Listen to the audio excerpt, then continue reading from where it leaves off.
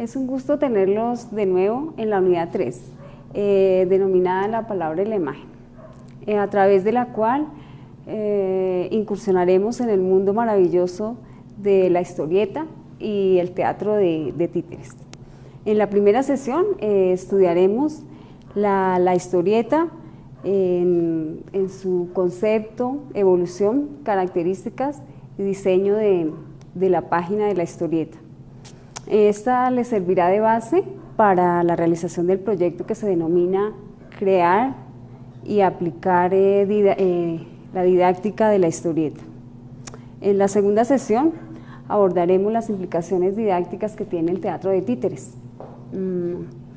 Para esta sesión, el proyecto consiste en la puesta en escena de una obra de títeres, en donde ustedes van a hacer gala de la creación y la imaginación. Esta puesta en escena se va a desarrollar ante el grupo de compañeros. Recuerda participar en el foro dando respuesta a la pregunta que se encuentra allí, no sin antes leer los documentos establecidos en la plataforma. Hola queridos estudiantes, hoy queremos explicarles un poco sobre la historieta o cómic, cómo evolucionó, cómo llegó, cómo surgió, cuál fue el nacimiento de este género que ha revolucionado desde el siglo XX y que tanto gusta a grandes y chicos. Igualmente hablaremos y les mostraremos a ustedes a través de una presentación en PowerPoint y de un slideshare que ustedes más adelante también encontrarán en la plataforma, cuáles son los elementos que conforman o que estructuran o que se organizan para la elaboración de un cómic. Vamos a hablar un poco de la historieta del cómic. Como les estaba diciendo, es un género relativamente nuevo, pero sus inicios estamos hablando de la época de Napoleón. Existió una caricatura que vamos a mostrar más adelante acá.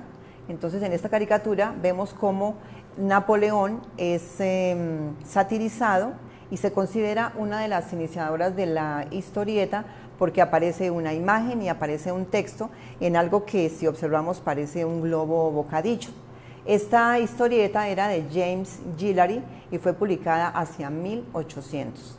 Ernest Gombrich, que es un crítico de arte e historiador, sostiene que corresponde al humorista y dibujante ginebro suizo Rodolphe Toffer el haber inventado la historieta dibujada. Él creó unas novelas que presentaban una secuencia de dibujos presentada a manera de viñetas con algunas narraciones. Dentro de ellas tampoco había la existencia todavía del bocadillo, ni de las figuras onomatopéyicas, ni de encuadres, ni nada de esto que más adelante evolucionará, pero sí se presentaba las dos características, digamos, de la historieta, que son la imagen, la gráfica, la caricatura y el texto que lo acompaña. Entonces, Toffer igualmente, que fue un pionero, se considera el padre de la historieta, él mismo elaboró, realizó ensayos en los que comentaba sobre ese género que él sentía que estaba creando y que más adelante iría a revolucionar y que valía la pena que se siguiera construyendo. Él decía que había dos modos de escribir cuentos. Uno era el tradicional, a través de las letras, las líneas, las palabras, los párrafos, es decir, el de la literatura, y otro que era el que él estaba innovando en ese momento, que era al que él llamó los cuentos a través de imágenes, el cuento de imágenes. Ahí tenemos ejemplos de lo que es tanto la primera historieta como precursora, digámoslo así, y la otra que es la novela también de entregas, que también, digamos, podremos caracterizarla como un precursor de la historieta. Estos dos personajes, que son Max y Moritz, hacia 1865 el caricaturista alemán Wilhelm Brunsch los crea y también se consideran como precursores de la historieta en Alemania porque son dos niños que con sus travesuras ponen en jaque a la gente que les rodea y también se presenta a través de viñetas y hay un diálogo y hay una narración, pero igualmente todavía no están todos los elementos que caracterizan a la historieta hoy en día. Esta que estamos viendo aquí, digamos, está hablando de otro de los antecedentes de la historieta o del cómic, que son las aucas y aleluyas. Las aucas y aleluyas eran estampas en las que se presentaban una serie de dibujos con un texto en la parte inferior más que todo, y la intención de esas aucas y aleluyas era motivar a los niños a la lectura, a los más pequeñitos. Esto más que todo fue, las aucas y aleluyas surgieron en España. Hacia finales del siglo XIX, en Europa como en Estados Unidos, se suscita una guerra entre los principales periódicos, que eran el New York World, el New York Journal y el New York Herald. Ellos estaban en esa guerra de la información y de captar lectores y querían algo que realmente impactara al público. Entonces llegó el señor Outcott, Richard Outcott, y empezó a escribir creó un personaje al que lo llamaron más adelante The Yellow Kid, porque vestía una camisa amarilla bastante amplia, y en esa camisa amarilla él tenía los textos. La primera historieta, el primer chico amarillo apareció en 1895 en el New York Herald, y era la base de la historieta actual. El personaje que crea es The Yellow Kid, que era, como ya les dije, un chico de los barrios populares de Nueva York. Aquí hay una en la que ya él empieza a crear también la parte de la viñeta y los textos y las famosas didascalias.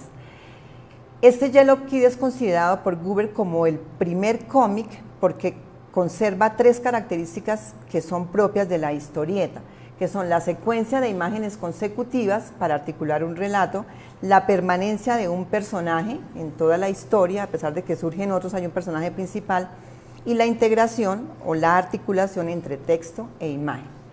Más adelante, la mayor parte de los cómics de la década de los años 10 y 20 están contados en la exaltación de la vida cotidiana, en historias como Gasoline Alley de Frank King, Smithy de Walter Baer y Blondie de Chin John. El caso, por ejemplo, de Gasoline Alley es una historieta que todavía en este momento se sigue publicando en los periódicos estadounidenses. En 1929 se conforma el género de aventuras, que también surge a partir de, digamos, de la misma novela de aventuras, y la primera es la famosa Tarzán de Edgar Rice Burroughs, pero los dibujos eran de Hal Foster.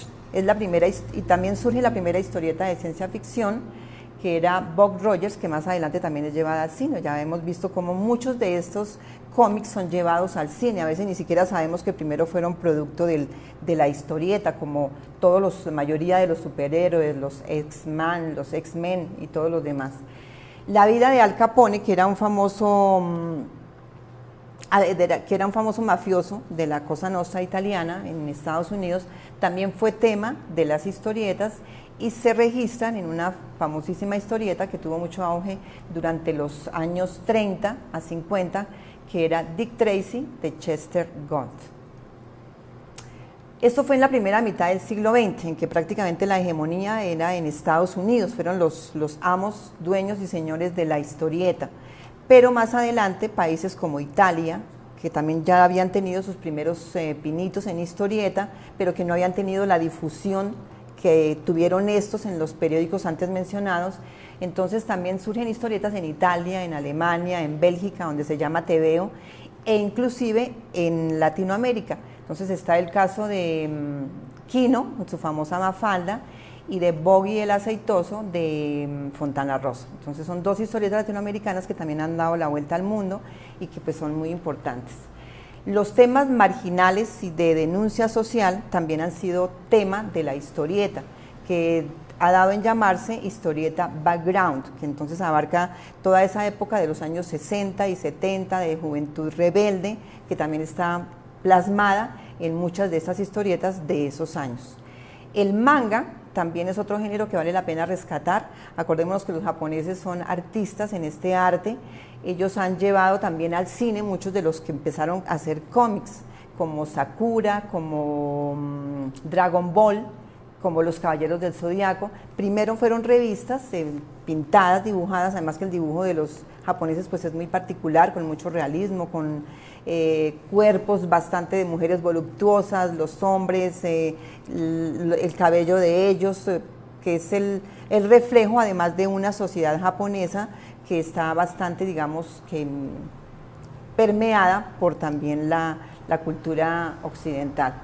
Entonces ellos también crean una series de animación conocidos como anime o de imagen real, en la que también hay videojuegos y novelas. Este es un ejemplo de las historias que hablábamos de Albert Toffer, de la secuencia de viñetas.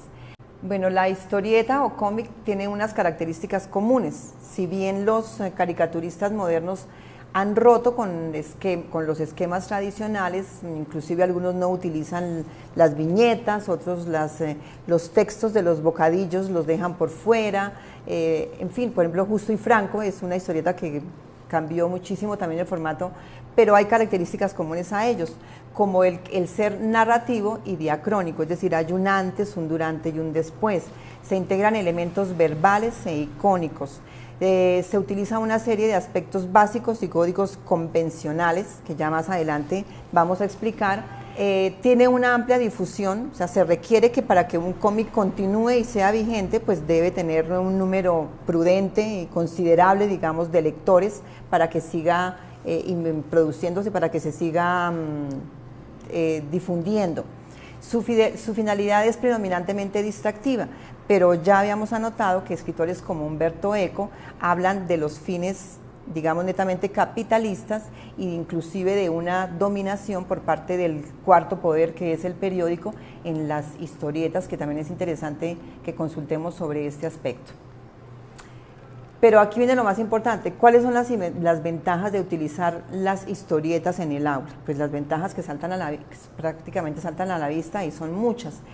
Empezando porque es algo que apasiona a los estudiantes.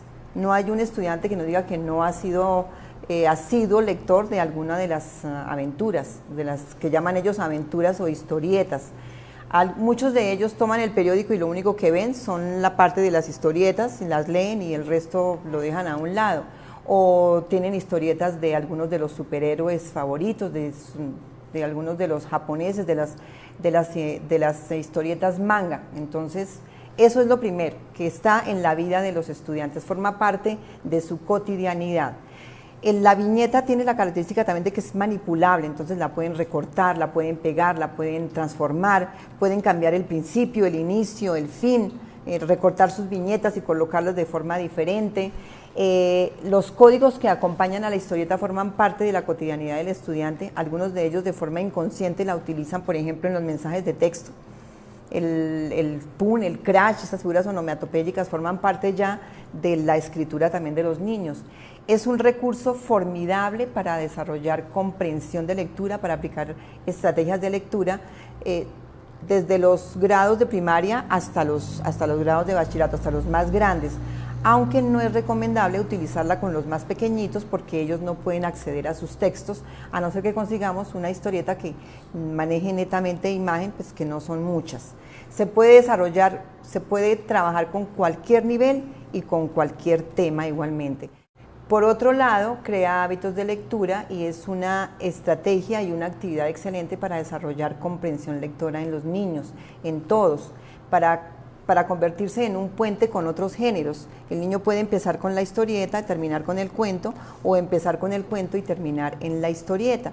Desarrolla pensamiento lógico, desarrolla pensamiento analítico, despierta creatividad, incentiva la imaginación. Se puede utilizar para desarrollar debates, mesas redondas, para generar en los niños valores. O sea, las posibilidades de utilización de la historieta en el aula son infinitas y casi que dependen de la creatividad del docente y de la escogencia adecuada a la edad de cada uno de los muchachos. A continuación vamos a explicar los elementos que caracterizan a la historieta, como su distribución en la página, a cargo de la profesora Olga Herrera Becerra. Muchas gracias. A continuación, como lo dijo mi compañera Lucero, vamos a ver los elementos del cómic.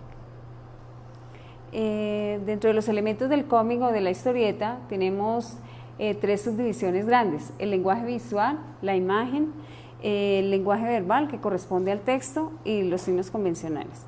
En el lenguaje visual encontramos la viñeta, el encuadre, los planos, los ángulos, los formatos y el color, cómo influyen en cada una de las historietas. En el lenguaje verbal encontramos el bocadillo, la cartela, el cartucho, la onomatopeya y la letra. Y finalmente vamos a ver la metáfora visual, las figuras o líneas cinéticas y los signos de apoyo. Vamos a explicar cada uno de ellos más detalladamente. En el lenguaje visual entonces encontramos en primer lugar, como ya lo habíamos dicho, la viñeta. La viñeta está delimitada por unas líneas, es un cuadro donde se encuentran los personajes, donde se encuentra el texto. Cada cuadro de la historieta se encuentra dentro de una viñeta. Encontramos entonces la viñeta, que es un cuadro que está delimitado por unas líneas, donde podemos alternar cada uno de los personajes y el texto. La lectura de esto se hace de izquierda a derecha y de arriba hacia abajo. Sin embargo, en los países orientales se hace de derecha a izquierda. En la viñeta podemos distinguir dos partes. El continente son las líneas que delimitan el espacio de la historieta, y de igual manera podemos encontrar el contenido, que son las imágenes o palabras que aparecen dentro de cada viñeta, es decir, el texto. Encontramos otro elemento importante, que es el encuadre. Dentro del encuadre está la limitación del espacio real donde se desarrolla la acción de la viñeta, es decir, los elementos, los personajes, los objetos, cómo se encuadran dentro de esa viñeta. El siguiente elemento son los planos. Los planos corresponden a la perspectiva de los personajes, objetos y elementos de las imágenes, tal como los capta el observador desde un lugar determinado. Tenemos diferentes planos. El gran plano general, que enfoca una gran imagen. El plano general enfoca al personaje y sus alrededores. El plano entero delimita desde la cabeza hasta los pies, es decir, que el personaje está enfocado prácticamente en el centro. El plano medio enfoca al personaje de la cintura hacia arriba. El primer plano, aquí nos muestra un personaje que está enfocado desde la clavícula hacia arriba. El primer plano o close-up nos enfoca la parte de la cara, es decir, desde la barbilla hasta la frente. El plano en detalle nos señala un objeto específico, en este caso, como lo está enfocando la figura, apuntando con el índice hacia uno de los pisos del ascensor. El plano americano, llamado también 3/4, enfoca la figura desde la rodilla hacia arriba. Bueno, otro elemento importante que queremos destacar es el de los ángulos. En los ángulos nos permite señalar el lugar desde donde se enfoca a los personajes. El ángulo normal o medio está enfocando a los personajes desde la altura de los ojos. El ángulo en picado se enfoca a los personajes desde la parte de arriba, digámoslo así. Esto significa que el personaje psíquicamente es débil o es inferior. En el ángulo en contrapicado, entonces enfocamos a los personajes desde la parte de abajo hacia arriba. Representa a los personajes psíquicamente superiores y muy dominantes. Bueno, encontramos también los formatos, en la forma en que se presenta el encuadre de la historia en el papel. Entonces tenemos diferentes formas de presentar los formatos: en forma circular, cuadrado, en forma triangular, rectangular, horizontal o rectangular vertical, dependiendo de cómo nosotros queramos presentar la historieta. Entonces nos podemos ceñir a estos formatos.